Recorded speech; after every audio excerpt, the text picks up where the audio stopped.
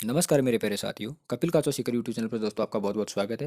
दोस्तों आज हमारे पास जो टॉपिक रहने वाला है वो इकोनॉमिक्स का है और इकोनॉमिक्स में दोस्तों हम 500 जो क्वेश्चनों की जो सीरीज कर रहे थे उसमें से दोस्तों हमने 100 क्वेश्चन पार्ट 1 के हिसाब से देखे तो हमने उसमें सोल्व कर लिए हैं। आज दोस्तों पार्ट 2 में हम 100 क्वेश्चनों की फिर से सीरीज लेकर के आए हैं, उसको हम सोल्व करने वाले हैं। बिना टाइम वेस्ट किए दोस्तों हम जल्दी से जल्दी उन क्वेश्चनों को करने की कोशिश करेंगे और दोस्तों ये हम कम समय में हम उन 100 क्वेश्चनों को 25 या 30 मिनट में सोल्व करेंगे, क्योंकि दोस्तों कम समय के अंदर हमारे को उन क्वेश्चनों को 2 या 3 या हम कह सकते हैं 5 या 7 बार उनको हम रिवाइज करके और पढ़ने वाले हैं। दोस्तों किसी भी प्रकार के किसी भी क्वेश्चन में कोई दिक्कत हो तो आप कमेंट बॉक्स की सहायता से या टेलीग्राम के माध्यम से आप पूछ सकते हो। चलिए दोस्तों, हमारा जो 1 नंबर का जो क्वेश्चन है आज वो क्या है कि निम्न में से किसके पास देश के मौद्रिक अधिकार हैं। निम्न में से किसके पास देश के मौद्रिक अधिकार हैं। तो यहाँ पर जो दोस्तों इसका आंसर होगा वो क्या होगा। तो यहाँ पर जो करेक्ट आंसर होने वाला है वो दोस्तों आपके पास देश का केंद्रीय बैंक, देश का केंद्रीय बैंक यानी सी ऑप्शन यहाँ पर सही है। भारतीय रिजर्व बैंक साख घटा सकता है। भारतीय रिजर्व बैंक साख घटा सकता है तो बैंक दर बढ़ा के अंतिम ऋणदाता का अर्थ है, अंतिम ऋणदाता का अर्थ है। तो यहाँ पर जो करेक्ट आंसर होगा दोस्तों वो क्या होगा, जरूरत के समय पर जब सेंट्रल बैंक व्यावसायिक बैंकों की सहायता करती है। जरूरत के समय जब सेंट्रल बैंक व्यावसायिक बैंकों की सहायता करती है। अगला क्वेश्चन है, इनमें से कौन सा साख नियंत्रण का संख्यात्मक साधन है। इनमें से कौन सा साख नियंत्रण का संख्यात्मक साधन है। तो यहां पर जो करेक्ट आंसर होगा बैंक दर, यानी कि ए ऑप्शन सही है, बैंक दर। इनमें से कौन सी साख नियंत्रण की गुणात्मक नीति नहीं है। इनमें से कौन सी साख नियंत्रण की गुणात्मक नीति नहीं है, गुणात्मक नीति नहीं है। तो यहां पर जो करेक्ट आंसर होगा दोस्तों वो क्या होगा, बैंक दर, यानी सी ऑप्शन यहां पर सही होगा। निम्न में से कौन सा आरबीआई का उद्देश्य नहीं है। आरबीआई का उद्देश्य नहीं है। तो यहां जो करेक्ट आंसर होने वाला है वो दोस्तों क्या होगा, जनता को उधार देना, जनता को उधार देना, यानी सी ऑप्शन यहां पर सही होगा। अगला क्वेश्चन है, साख नियंत्रण करने का मात्रात्मक उपकरण है। साख नियंत्रण करने का मात्रात्मक उपकरण है। तो यहां जो करेक्ट आंसर होने वाला है दोस्तों, बैंक दर नीति, खुली बाजार प्रक्रियाएं और परिवर्तनीय रिजर्व अनुपात, ये सभी। तो यहां पर डी ऑप्शन आपका सही होगा। भारत में योजना आयोग के संबंध में निम्नलिखित में से कौन सा कथन सही है। भारत के योजना आयोग के संबंध में निम्नलिखित में से कौन सा कथन सही है। तो यहां जो करेक्ट आंसर जो होगा दोस्तों वो क्या होगा, योजना आयोग का संविधान में कोई उल्लेख नहीं है। इसके सदस्यों एवं उपाध्यक्ष का कोई निश्चित कार्यकाल नहीं होता। इसके सदस्यों के लिए कोई निश्चित योग्यता नहीं होती। अर्थात हम कहें तो यहाँ पर क्या आंसर होगा, डी ऑप्शन सही होगा। राष्ट्रीय विकास परिषद का अध्यक्ष निम्नलिखित में से कौन होता है। राष्ट्रीय विकास परिषद का अध्यक्ष निम्नलिखित में से कौन होता है। तो यहां होगा आंसर प्रधानमंत्री। 12वीं पंचवर्षीय योजना की अवधि क्या है। 12वीं पंचवर्षीय योजना की अवधि क्या है। तो यहां जो करेक्ट आंसर होगा 2012 से 17। आर्थिक नियोजन विषय है, आर्थिक नियोजन विषय है समवर्ती सूची में, समवर्ती सूची में, सी ऑप्शन सही होगा। दूसरी पंचवर्षीय योजना का प्रारूप किसने तैयार किया था। दूसरी पंचवर्षीय योजना का प्रारूप किसने तैयार किया था। पीसी महालनोबिस ने, पीसी महालनोबिस ने, सी ऑप्शन। निम्नलिखित में से कौन सी पंचवर्षीय योजना अपनी अवधि से पूरी होने के 1 वर्ष पूर्व ही समाप्त घोषित कर दी गई थी। निम्नलिखित में से कौन सी पंचवर्षीय योजना है जो अपनी अवधि से पूरी होने के 1 वर्ष पूर्व ही समाप्त घोषित कर दी गई थी। 5वीं, सी ऑप्शन सही होगा। निम्नलिखित में से कौन सा सुमेलित नहीं है, कौन सा सुमेलित नहीं है। तृतीय पंचवर्षीय योजना 1966 से 71, तृतीय पंचवर्षीय योजना 1966 से 71, ये दोस्तों सही नहीं है। भारत में गरीबी हटाओ का नारा किस पंचवर्षीय योजना के तहत दिया गया था। भारत में गरीबी हटाओ का नारा किस पंचवर्षीय योजना के तहत दिया गया था। तो दोस्तों ये कौन सी योजना के तहत दिया गया था, 5वीं पंचवर्षीय योजना के तहत दिया गया था, 5वीं पंचवर्षीय योजना। अर्थव्यवस्था के विकास के लिए केंद्रीयकृत नियोजन सर्वप्रथम अपनाया गया था। अर्थव्यवस्था के लिए अर्थव्यवस्था के विकास के लिए केंद्रीयकृत नियोजन सर्वप्रथम अपनाया गया था। सोवियत संघ में राष्ट्रीय विकास परिषद का गठन किस वर्ष किया गया था? राष्ट्रीय विकास परिषद का गठन किस वर्ष किया गया था? 1952 में। सी ऑप्शन सही होगा। भारत की 12वीं पंचवर्षीय योजना जो कि 2012 से 17 में गठित हुई थी, उसमें कितने प्रतिशत वार्षिक विकास दर प्राप्त करने का लक्ष्य राष्ट्रीय विकास परिषद ने अंतिम रूप से स्वीकृत किया था? भारत की जो 12वीं पंचवर्षीय योजना जिसका समय था 2012 से 17 में कितने प्रतिशत वार्षिक विकास दर प्राप्त करने का लक्ष्य राष्ट्रीय विकास परिषद ने अंतिम रूप से स्वीकृत किया है? 8%। सी ऑप्शन सही होगा। राष्ट्रीय ग्रामीण रोजगार गारंटी स्कीम यानी जो नरेगा है कब प्रारंभ की गई थी? 2 फरवरी 2006 को। 2 फरवरी 2006 को। पंचवर्षीय योजना के प्रस्तावों को अंतिम रूप कौन देता है? पंचवर्षीय योजनाओं के प्रस्तावों को अंतिम रूप कौन देता है? राष्ट्रीय विकास परिषद। राष्ट्रीय विकास परिषद। डी ऑप्शन सही होगा। पंचवर्षीय योजनाओं का विचार किस राष्ट्र से लिया गया है? पंचवर्षीय योजनाओं का विचार किस राष्ट्र से लिया गया है? पूर्व सोवियत संघ से। पूर्व सोवियत संघ से यानी सी ऑप्शन सही होगा।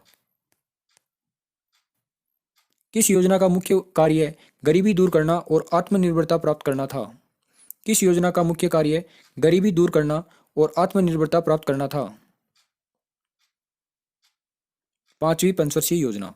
5वीं पंचवर्षीय योजना। दोस्तों यदि वीडियो अच्छा लग रहा है तो लाइक शेयर करना है और दोस्तों चैनल को सब्सक्राइब करना ना भूलें। 8वीं पंचवर्षीय योजना की अवधि है। 8वीं पंचवर्षीय योजना की अवधि है 1992 से 97।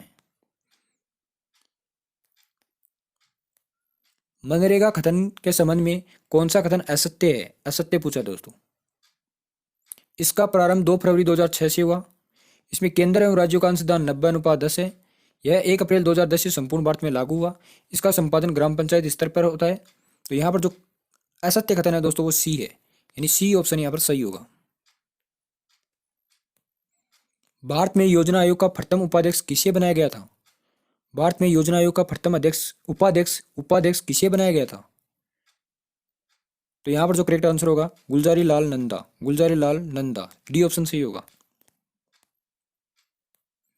एक सरल रेखा मांग वक्र जिसमें दोनों अक्ष मिल रहे हैं। एक सरल रेखा मांग वक्र जिसमें दोनों अक्ष मिल रहे हैं, ऐसे में मांग की रेखा के मध्य बिंदु पर मूल्य लोच होगी। फिर से सुनना दोस्तों क्वेश्चन। एक सरल रेखा मांग वक्र जिसमें दोनों अक्ष मिल रहे हैं, ऐसे में मांग की जो रेखा है वो मध्य बिंदु पर मूल्य लोच होगी। एक बी ऑप्शन सही होगा। दो बिंदुओं के बीच लोप है। दो बिंदुओं के बीच लोप है। गोलाकार लोच। बी ऑप्शन सही होगा। वस्तु की मांग किस पर निर्भर करती है? मूल्य पर, आय पर, संबंधित वस्तु के मूल्य पर, यानी कि ये सभी। डी ऑप्शन सही होगा। प्रतिस्थापन वस्तुओं में आड़ी लोच क्या होगी? प्रतिस्थापन वस्तुओं में आड़ी लोच क्या होगी? धनात्मक। एक उपभोक्ता खर्च करता है 80 रुपये एक वस्तु खरीदने में, जब उसका मूल्य 1 रुपये प्रति इकाई है, और 96 रुपये खर्च करता है जब मूल्य 2 रुपये प्रति इकाई हो, तो गणना करके और मांग की मूल्य लोच क्या होगी ये हमारे को बताना है। ये क्वेश्चन दोस्तों हमने फर्स्ट पार्ट में कर लिया है। तो यहाँ पर जो करेक्ट आंसर होगा दोस्तों इसका क्या होगा? 0.4 होगा। क्या होगा? 0.4 होगा। जब सिलेंडर के मूल्य में वृद्धि 120 रुपये से 200 रुपये होती है तो मांग गिरती है 300 से 200 रुपया। तो ज्ञात करो कि मांग की मूल्य लोच क्या होगी। ये दोस्तों हमने पार्ट 1 में ये भी कर लिया है। यदि आपको यहाँ से इसको वापस करना है तो यहाँ से इसको सॉल्व करके दोस्तों इसका कमेंट बॉक्स में आंसर आप बता सकते हो। यदि मूल्य में कमी 10 रुपये से 8 रुपये हो गई हो लेकिन वस्तु की मांग मात्रा स्थिर रहती है तो मूल्य लोच होगा। दोस्तों ये क्वेश्चन देखना। यदि मूल्य में कमी 10 रुपये से 8 रुपये हो गई हो लेकिन वस्तु की मांग मात्रा स्थिर रहती है तो मूल्य लोच होगा। तो यहाँ पर क्या बताया गया है? मूल्य में परिवर्तन हुआ 10 से 8 रुपया। तो यहाँ पर दोस्तों हम देखें तो यहाँ पर 2 का परिवर्तन हुआ है किस पर? 10 पर। ठीक है। तो यदि इसको परसेंटेज में बदलेंगे तो यहाँ पर कितना होगा दोस्तों, 20 होगा। लेकिन दोस्तों मांग मात्रा स्थिर है, यानी कि जीरो की जीरो है, तो जीरो में यदि 20 का भाग लगाएंगे तो क्या आएगा दोस्तों, जीरो ही आएगा, यानी कि बी ऑप्शन यहाँ पर क्या होगा, सही होगा। बिजली की मांग लोचदार होती है क्योंकि, बिजली की मांग लोचदार होती है क्योंकि, क्योंकि दोस्तों इसके से उपयोग हैं, बहुत से उपयोग हैं। यदि एक व्यक्ति की आय 10% से वृद्धि होती है जिसके कारण उसकी मांग में 30% से बढ़ जाती है तो आय लोच होगी। दोस्तों यहाँ पर आय में दोस्तों 10% की वृद्धि हो रही है जबकि उसकी मांग में 30% की वृद्धि हो रही है, तो आय लोच होगी, तो एक से ज्यादा होगी दोस्तों, एक से ज्यादा होगी। विलासिता की वस्तुओं की आय लोच क्या होती है, विलासिता की वस्तुओं की आय लोच होगी धनात्मक लेकिन एक से बड़ा, धनात्मक लेकिन एक से बड़ा। सरल रेखा मांग वक्र यदि दोनों अक्षों को काट रहा हो तो वहां, तो जहां वक्र y अक्ष को काट रहा हो वहां मूल्य लोच होगा। दोस्तों फिर से सुनना, सरल रेखा मांग वक्र यदि दोनों अक्षों को काट रहा हो तो जहां वक्र y अक्ष को काट रहा हो वहां मूल्य लोच होगा। तो यहां जो इसका करेक्ट आंसर होने वाला है वो आपके पास होगा अपरिमित। क्या होगा, अपरिमित होगा। आय लोच ज्ञात कीजिए एक घर के लिए जब घर का आय 10% से बड़ी हो और वाहनों की मांग 20% से बड़ी हो। तो दोस्तों 20/10, यानी कि यहाँ पर जो आंसर होने वाला है वो दोस्तों क्या होगा, आपका 2 होगा। जब वस्तु जिसकी मांग सर रॉबर्ट गिफन के नाम से संबंधित है, वह वस्तु जिसकी मांग सर रॉबर्ट गिफन के नाम से संबंधित है वो है गिफिन माल, गिफिन माल, यानी सी ऑप्शन सही होगा। मांग के विस्तार तथा संकुचन में, मांग के विस्तार तथा संकुचन में मांग वक्र समान रहता है। मांग के विस्तार में दोस्तों मांग वक्र समान रहता है, संकुचन में मांग वक्र की ढाल में परिवर्तन होता है, यानी ए और सही सही होगा, डी ऑप्शन। कुछ वस्तुएं जिनकी मांग कम हो जाती है जब आय बढ़ जाती है उन्हें क्या कहते हैं, कुछ वस्तुओं की जिनकी मांग कम हो जाती है जब आय बढ़ जाती है तो उन्हें क्या कहते हैं, घटिया वस्तुएं, घटिया वस्तुएं। जब मूल्य में 5% से गिरावट आती है तथा मांग में 6% से वृद्धि होती है तो मांग की लोच होगी।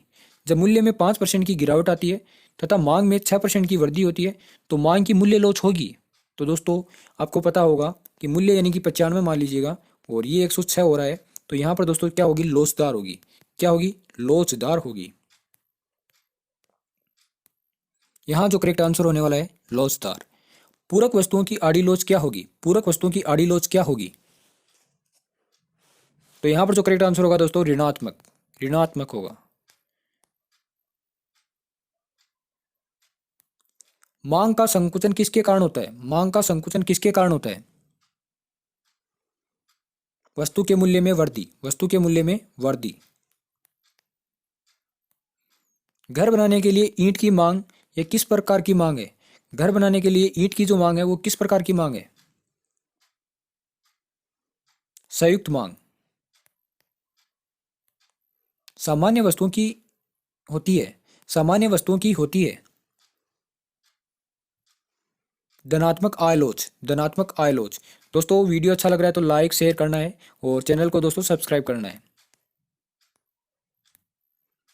इनमें से किसमें वस्तुओं की मांग कम लोचदार होती है, इनमें से किसमें वस्तुओं की मांग है वो कम लोचदार होती है,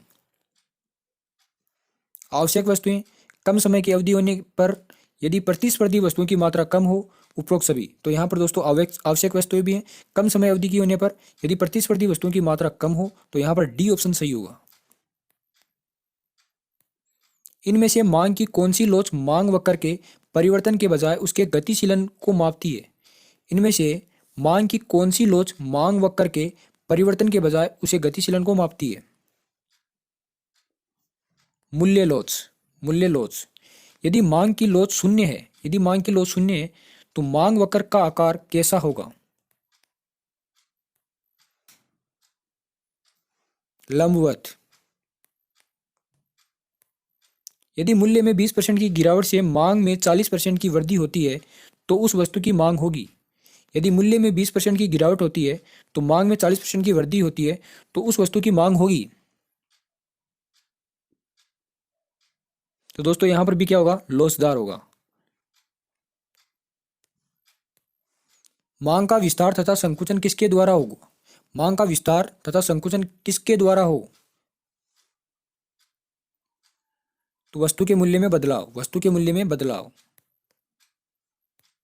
सामान्य वस्तुओं के मूल्य में गिरावट होने से क्या होगा? सामान्य वस्तुओं के मूल्य में गिरावट होने से क्या होगा? उपभोक्ता की असली आय में वृद्धि, उपभोक्ता की असली आय में वृद्धि। किसी चाय के मूल्य में 10% की वृद्धि होने से कॉफी की मांग 8% से बढ़ जाती है तो मांग की तिरछी लोच होगी। किसी चाय के मूल्य में 10% की वृद्धि होने से कॉफी की मांग 8% से बढ़ जाती है तो मांग की तिरछी लोच होगी। यहां पर दोस्तों इसका करेक्ट आंसर होने वाला है पॉइंट 80। किसी वस्तु के मूल्य में वृद्धि के बावजूद भी उपभोक्ता का कुल व्यय समान रहता है तो वस्तु की मांग की लोच होगी। किसी वस्तु के मूल्य में वृद्धि के बावजूद भी उपभोक्ता का कुल व्यय समान रहता है तो उस वस्तु की मांग लोच होगी। एक,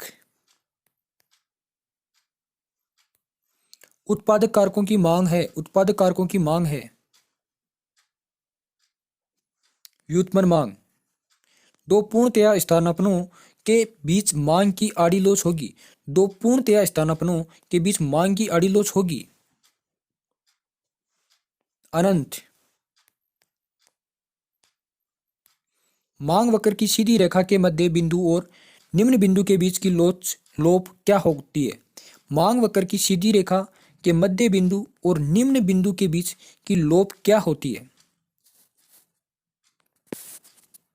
एक से कम। किसी वस्तु का मूल्य 10 से घटकर 8 रुपए हो जाता है तथा 25 से घटकर 30 इकाई हो जाती है तो लोच गुणांक होगी। दोस्तों ये भी क्वेश्चन हमने पहले वाली वीडियो में कर लिया है, इसका आंसर आपको बताना है। मांग नियम के बारे में कौन सा वाक्य सत्य है? मांग नियम के बारे में कौन सा वाक्य सत्य है?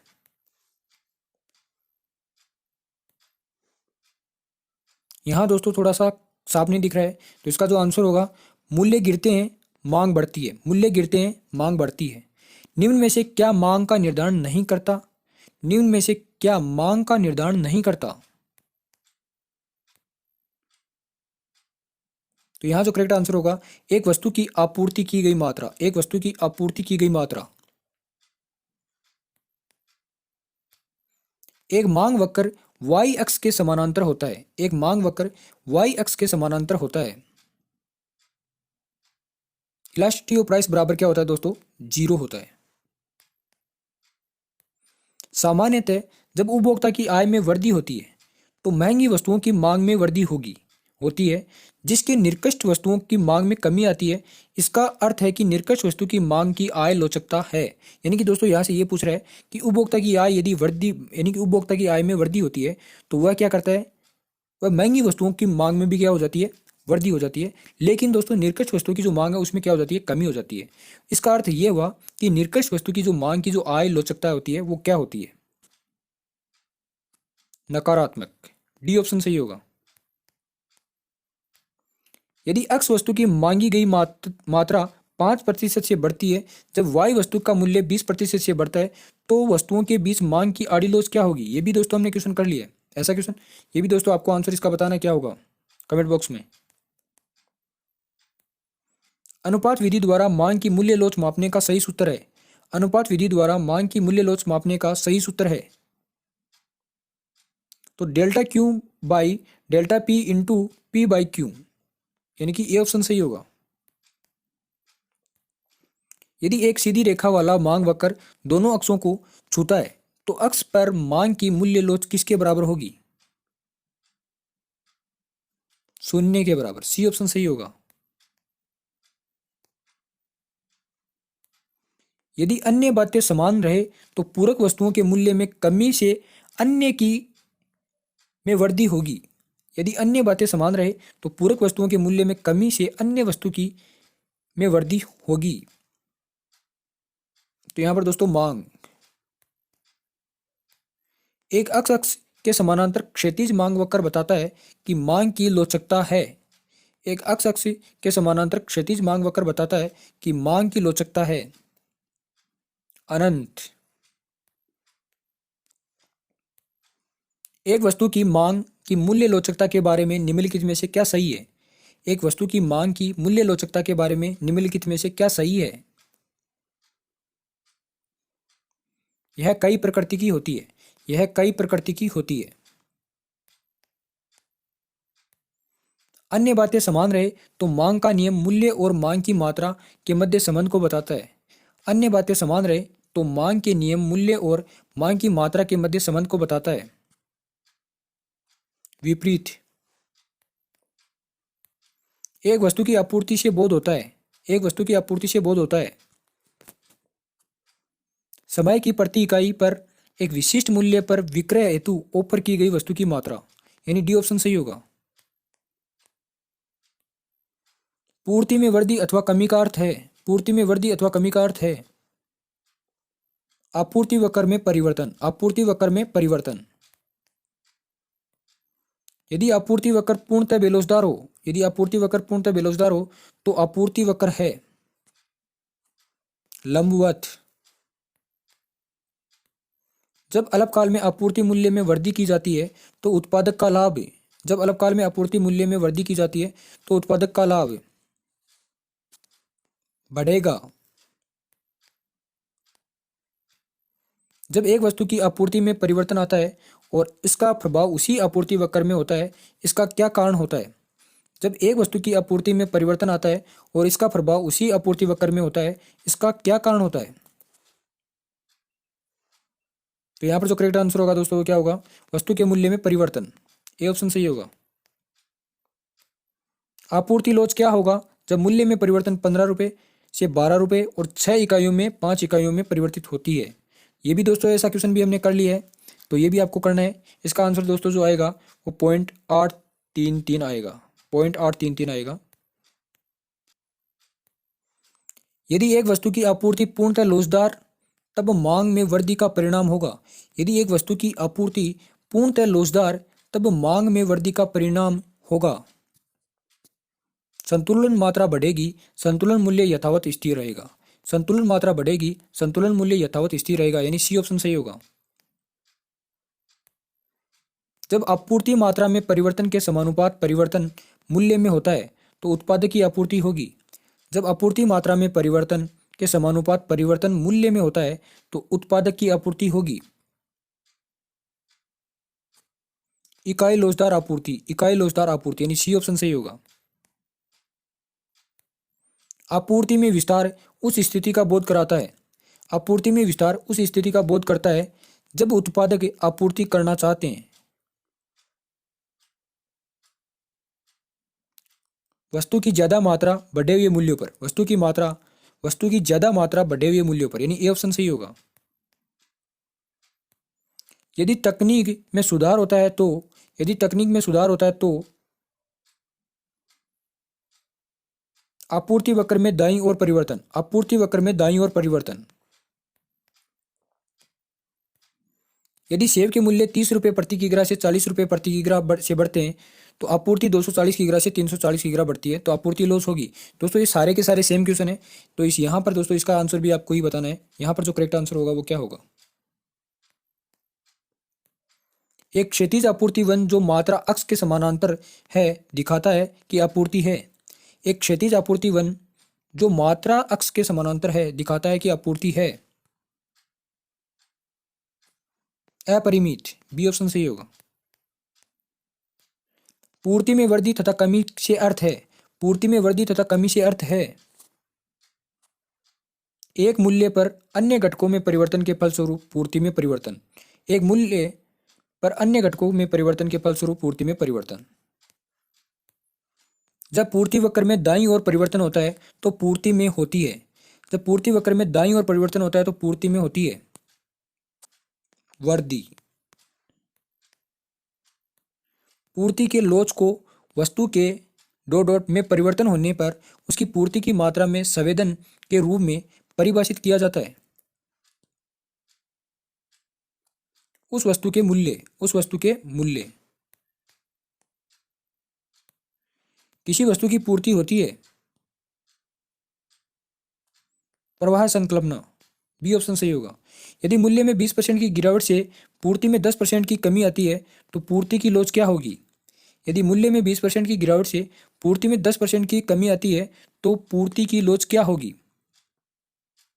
तो यहाँ पर दोस्तों 20% की गिरावट आ रही है, 10% की वृद्धि, और यहाँ पर जो करेक्ट आंसर होगा दोस्तों वो क्या होगा? 1 होगा। 25 रुपये प्रति किग्रा वस्तु की आपूर्ति 10,000 रुपये किग्रा की प्रति सप्ताह है। यदि मूल्य बढ़कर 30 रुपये प्रति किग्रा हो जाए तो आपूर्ति 12,000 रुपये किग्रा प्रति सप्ताह हो जाती है तो आपूर्ति की लोच होगी। दोस्तों ये भी वैसा का वैसा क्वेश्चन है, यहाँ पर भी दोस्तों आंसर 1 होगा। अल्पकालीन मूल्य को किस नाम से भी जाना जाता है? अल्पकालीन मूल्य को किस नाम से भी जाना जाता है? बाजार मूल्य, ये ऑप्शन सही होगा। पूर्ति की लोच 1 से अधिक होगी, पूर्ति की लोच 1 से अधिक होगी जब पूर्ति में प्रतिशत परिवर्तन मूल्य में प्रतिशत परिवर्तन से अधिक हो। पूर्ति में प्रतिशत जो परिवर्तन है वो मूल्य में प्रतिशत परिवर्तन से अधिक हो। आपूर्ति निम्न में से किसे प्रदर्शित करती है? आपूर्ति निम्न में से किसे प्रदर्शित करती है? एक निश्चित मूल्य पर बिक्री हेतु प्रस्तावित की जाने वाली मात्रा, एक निश्चित मूल्य पर बिक्री हेतु प्रस्तावित की जाने वाली मात्रा।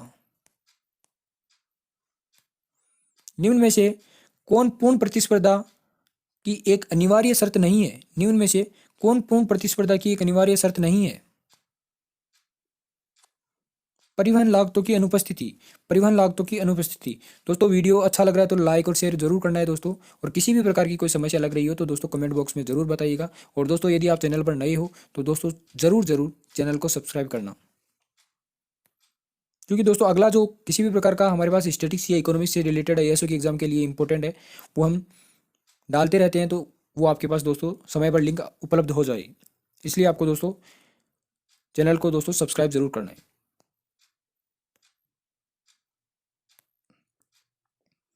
निम्न में से किस प्रकार की बाजार संरचना में एक फर्म का उत्पाद के मूल्य में पर क्या नियंत्रण नहीं होता? फिर से सुना दोस्तों क्वेश्चन को।